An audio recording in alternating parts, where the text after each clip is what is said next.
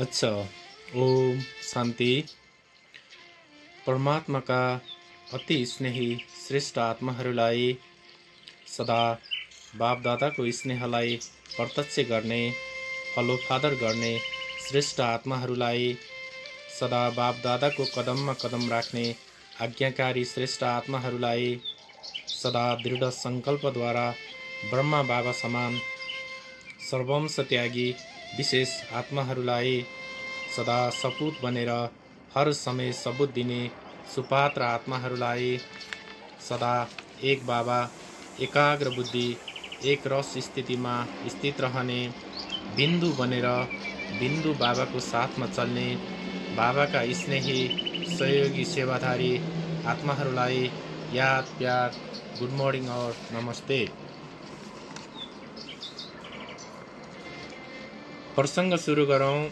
दीपावली अर्थात् तिहार चाडको आध्यात्मिक रहस्यबाट। यो चाड श्रीराम रावणमाथि विजय पश्चात अयोध्या फर्कँदाको उत्सव, श्रीकृष्णको नरकासुरमाथि विजयको उत्सव, बुद्धको ज्ञान तथा महावीरको मुक्तिको उत्सवको रूपमा यो चाडलाई मनाइन्छ। यो चाड स्वतन्त्रता, करुणा, नवीनता र न्यायको पर्वको रूपमा पनि यसलाई मनाइन्छ। दीपावलीमा हामीले महालक्ष्मीको पूजा गर्छौँ।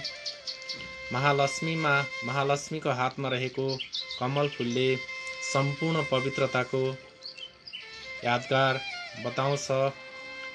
त्यस्तै महालक्ष्मीलाई ज्ञान धन तथा स्थूल धनकी देवीको रूपमा पनि पूजा गरिन्छ। र वास्तवमा हामी आत्माहरू जब सतयुगबाट आफ्नो खेल खेल्दै खेल्दै शरीर बदल्दै हामी त्रेता द्वापर हुँदै हामी कलियुगमा आउँछौँ।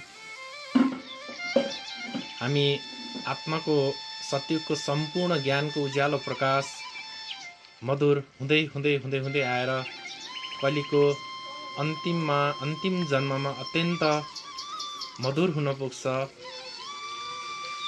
र कलिपछि कलिको अन्तिम समयमा आउँछ सङ्गम युग।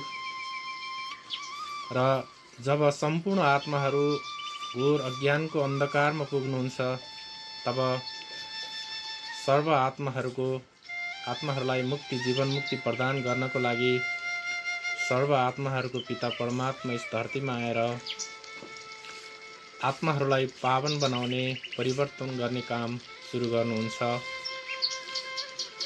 र सङ्गम युगमा जब हामी भगवानको ज्ञान र योगमा चल्छौँ, हाम्रो आत्माको सफाइ हुँदै जान्छ। आत्मा बिस्तारै पतितबाट पावन बन्दै जान्छ। आत्मा चेतनाको जागृत अवस्थामा आउँछ।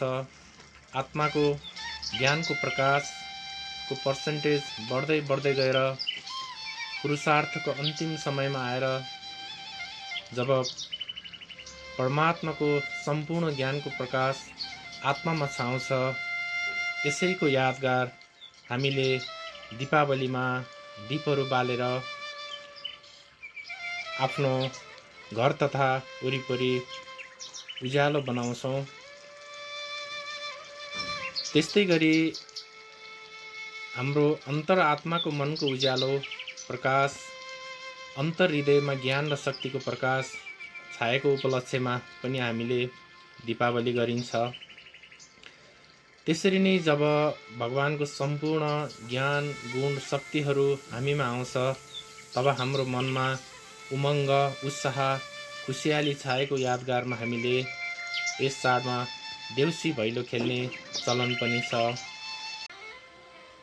साथै दाजु यमराज, बहिनी यमुना तथा राजा बलिका रोचक प्रसङ्गहरू जोडिएको यमपञ्चकको अन्तिम दिन भाइटिकाको रूपमा मनाइन्छ, जुन दिन दिदीबहिनीहरूले दाजुभाइलाई तथा दाजुभाइहरूले दिदीबहिनीहरूलाई निधारमा सप्तरङ्गी टिका लगाउने प्रचलन रहेको छ,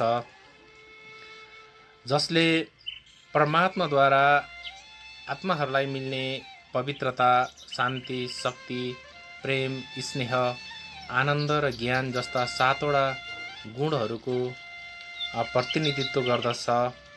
त्यस्तै गरेर गलामा लगाइने मालाले विश्व एकता तथा आपसी स्नेहको यादगार जनाउँछ।